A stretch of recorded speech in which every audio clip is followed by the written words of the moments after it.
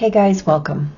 Welcome aboard if you're brand new, welcome back if you're not, and welcome home if that fits for you. Today we want to talk about what's up this week for astrology and energy in the week of the 15th through the 21st of April, 2024. Let's get right in, as always. So this week we start with a Cancer moon squaring Chiron and retrograding Mercury, both in Aries, overnight. And then that moon is going to sextile Jupiter and Uranus in Taurus. Later in the morning, Mercury in retrograde will conjunct Chiron. And then that moon is going to square the sun and trine Neptune before the moon moves into Leo. Later in the evening, right? So on Monday, communications and all of the places that you are in need of healing are going to be in the spotlight. Be open to new ways of expression, right? And make sure that you shift your perspective, right? So much healing can be woven into your awareness and, and your experience. The requirement for you is going to be fully in the present, right? And very, very clear in your intentions, especially when it comes to yourself and what you're looking for in terms of your shift. On Tuesday, the 16th, we really only have one major aspect. The Leo moon will oppose Pluto. So that overnight aspect is absolutely no joke. You might experience it as an intimate and deep shakeup of yourself, your heart, and how you relate to those feelings. The backdrop energies are going to remind you to process all of the things that are going on first internally, right?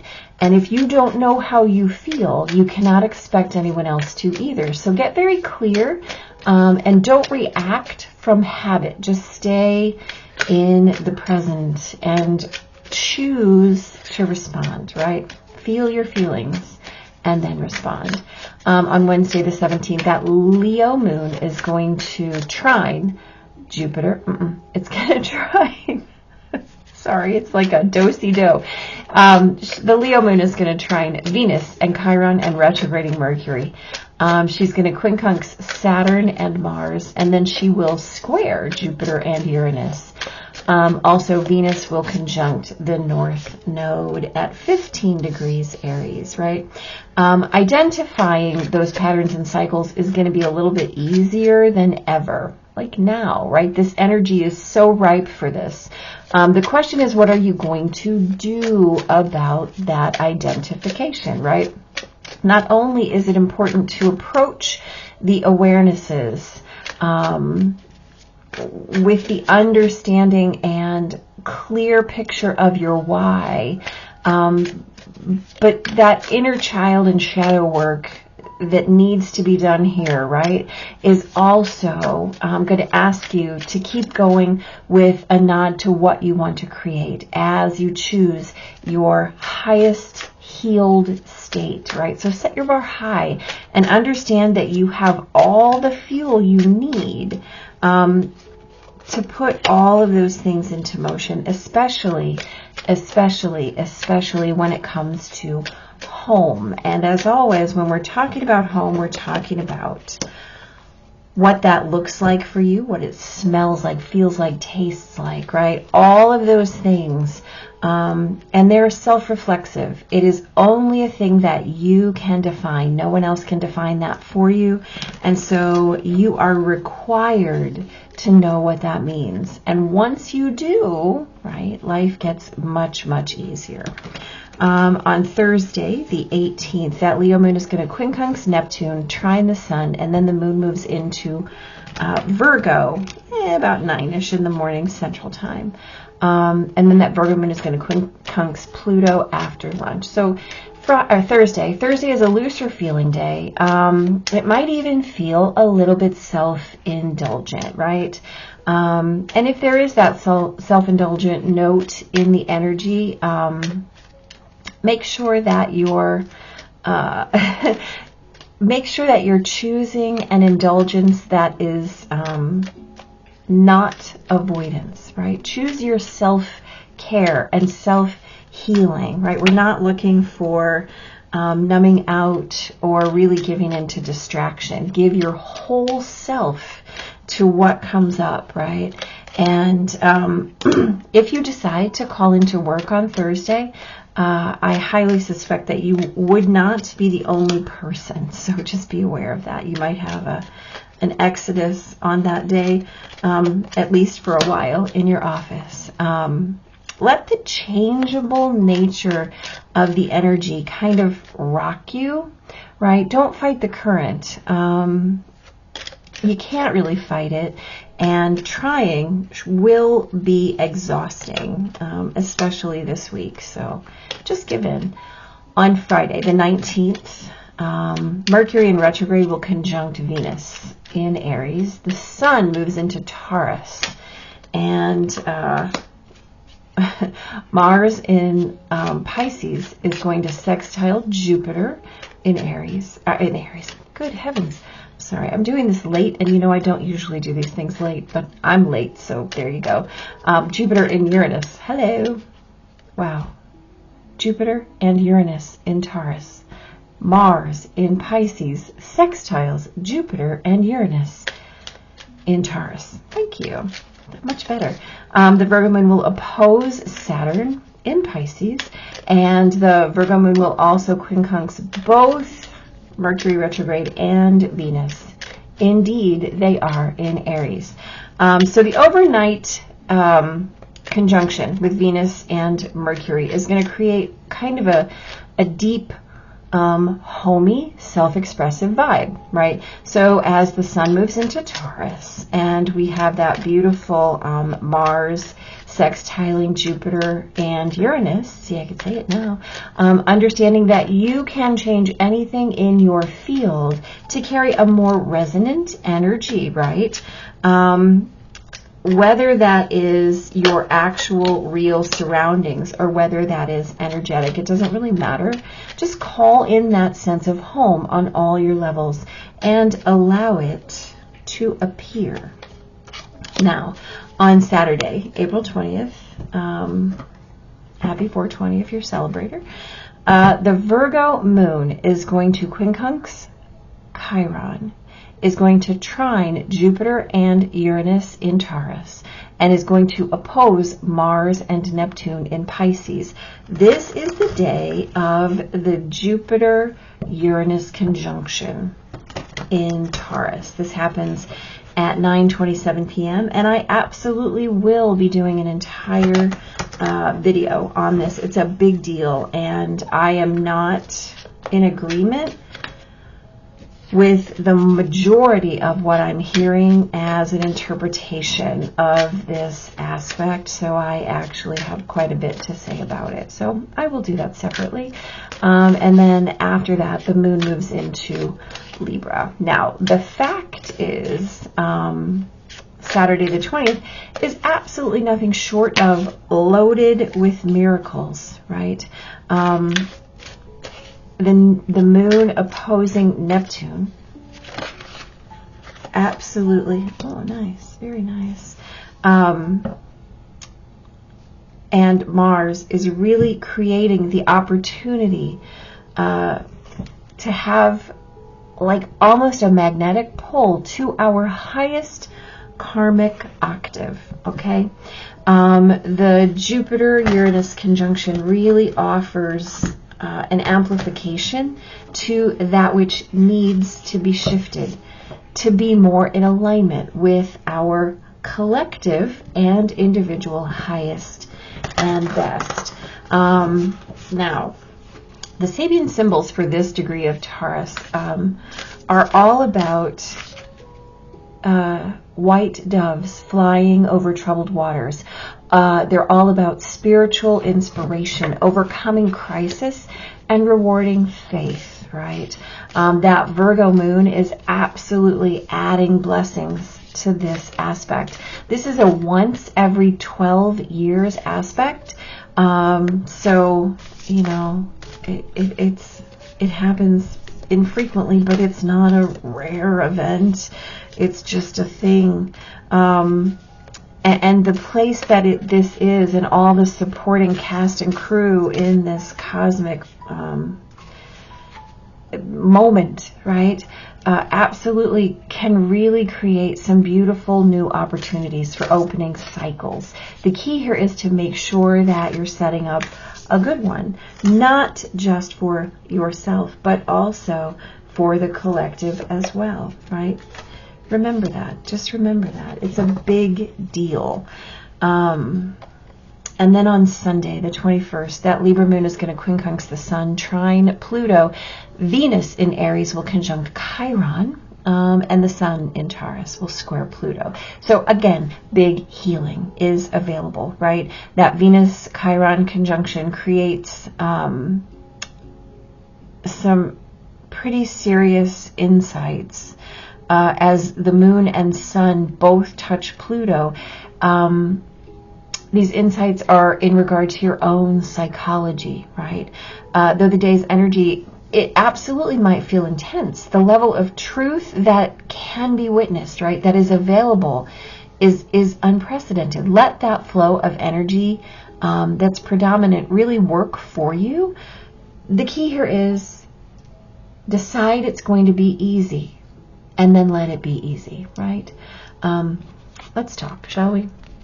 So on Monday, we have the Queen of Wands and the Four of Pentacles. So we're talking about communications and the places that you're in need of healing. Be open to new ways of expression, right? Don't hold on to your old standards. Be in your highest, be in your best, be in the things that create something beautiful for you. Shift your perspective, right? So much healing can be woven into your awareness if you choose to be in the present. The Queen of Wands can only be in the present, right? She is about passion and the juice of life. And so make sure that your intentions aren't holding you back. Just be in it, right?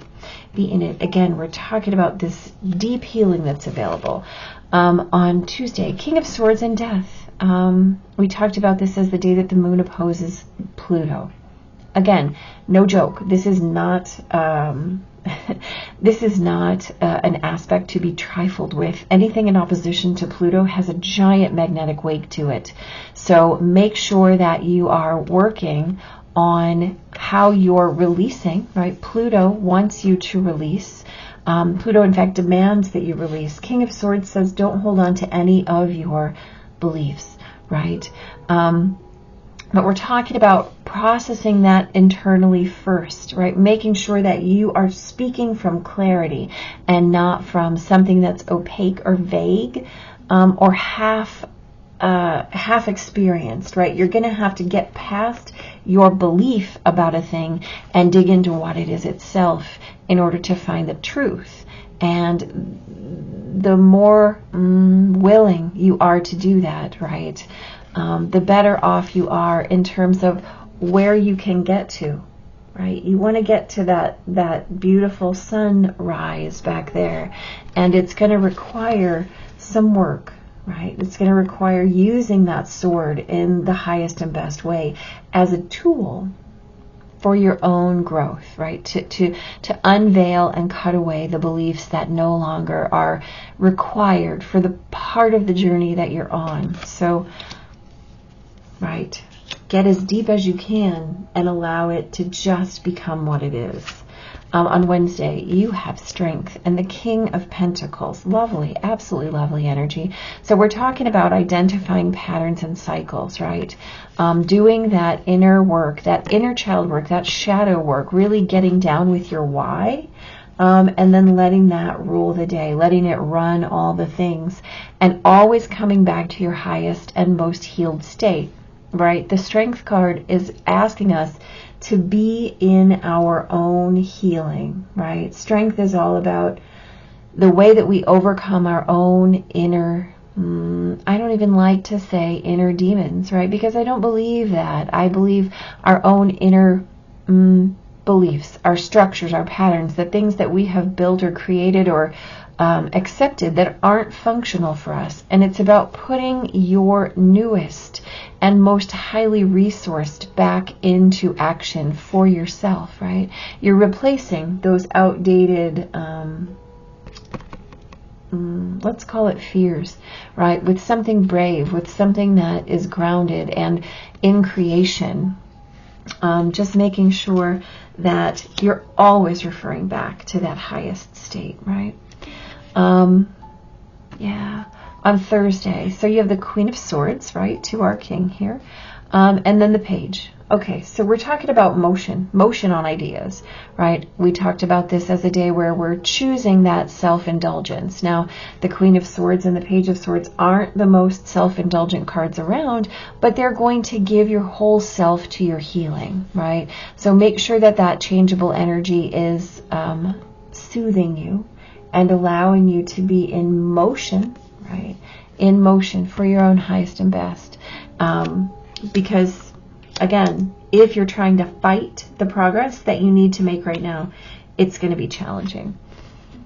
On Friday, the Two of Pentacles and the Knight of Pentacles. Okay, so we're talking about how we get where we're going, right? We're talking about really allowing anything to change immediately. Make that resonant energy your opportunity. Make whether it's real, right? And these pentacles say it's as real as you allow it to be.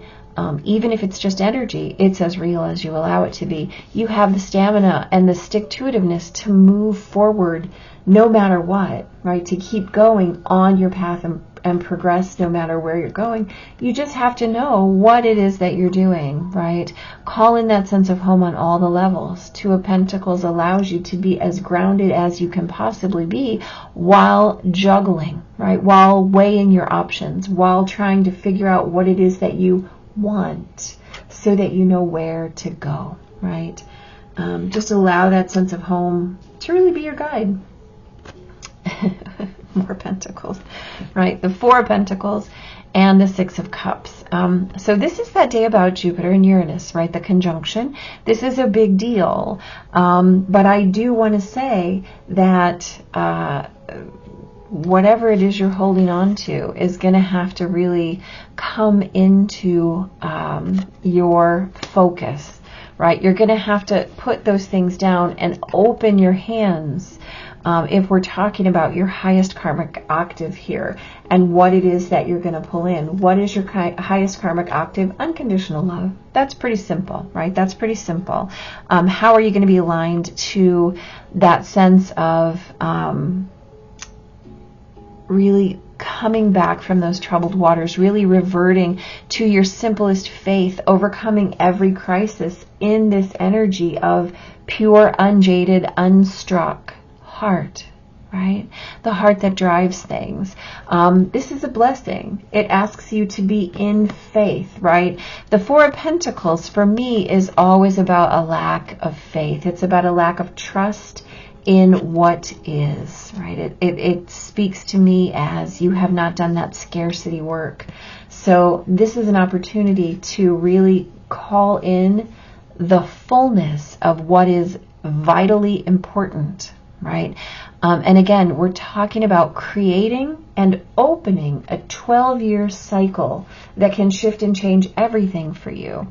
So lead with this sense of unconditional love and open to it, right? You have to open to it and allow it to be part of your experience. On Sunday, the 21st, you have the Page of Wands, the Nine of Cups. Lovely, absolutely lovely energy. So this is that energy that wants to move as your highest and best, right? Nine of Cups is the energy of being satisfied, being content, having created your own abundance, right? And we started off this week definitely witnessing how how happy and abundant you can create your life to be if only you will be in that moment. And so we're talking about really being intimately connected with your own psychology and allowing yourself to pull out exactly what it is that you need in order to be this happy, this satisfied, right? Page of Wands allows you to move toward that. No matter what it is, right? We said, make it easy. Allow it to be easy. Believe that it's easy, and then let it be. This deep dive energy is so predominant for this week, right? Everything is asking you to go deep, go deeper, go deepest, right? To keep going no matter what, to not look at what's on the surface, to move past what's being told to you, to experience things for yourself, and then make your choices and decisions on and about that depth. So the bottom line is that's how we're going to approach this week, mostly because that is the only way to make sure that you're getting done the work that's being asked of you this week. It's a big week, right? So here we have the Andean Cross. Absolutely beautiful, right? I love it. I do love this card. I love the fact that it's another 2 card. Echoing here, right, with this 2 of Pentacles. So let's talk about this. The Andean Cross represents the cosmology of the shaman, right? And we talked about this as a week of absolutely depth of healing at an unprecedented level, right? It depicts the 4 cardinal directions, the upper and lower worlds, and the steps to reach these realms. The hole in the center is a gateway to interdimensional travel, the proverbial eye of the needle we can all go through to experience higher states of awareness and wisdom, and to break free of linear time, right? So if we're going to jump a timeline, Jupiter conjunct Uranus is an absolutely beautiful place to do that. We also have Venus conjunct Chiron, right? And Mercury conjunct Venus. These are important, like all together, right? They're supporting cast and crew. And so the way that we're working with all of these energies really allows such, let's call it unlimited access to those places on your timeline, right? It's a real fractal awareness, always making sure that you understand that you're at the center here, right? All the directions come back to you, and you are all the directions. The invitation is that the Andean Cross announces the start to a great journey, right? It's time to raise your gaze from the mundane day-to-day aspect to that which until now has seemed beyond your grasp. Allow new wisdom to guide you, and stop trying to make sense of it all before you respond with a resounding yes, right? Absolutely. It's reminding us to not take leaps if we've over-prepared.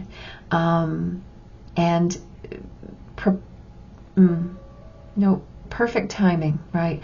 Bold action is about making the effort, and knowing when to act and when to be in stillness is critical, right? So we're in a period of Mercury retrograde, and so sometimes we have to be silent, right? And contemplate, right? And we talked about, where is it? Making sure that we're not reacting, right? Making sure that we're not repeating our old patterns, making sure that we're stepping into our next level, because this next place on the timeline, all of our timelines, both individual and our collective timeline, is moving forward, right? And here's the deal. With this big Jupiter-Uranus conjunction, we have such a brilliant opportunity to create something beautiful. So I wish you all nothing but the best. We will talk about Jupiter-Uranus. Yeah, I'll get that done hopefully tomorrow. So guys, take care, be blessed, and be in it this week, right? Just be in it, your highest and best. Take care.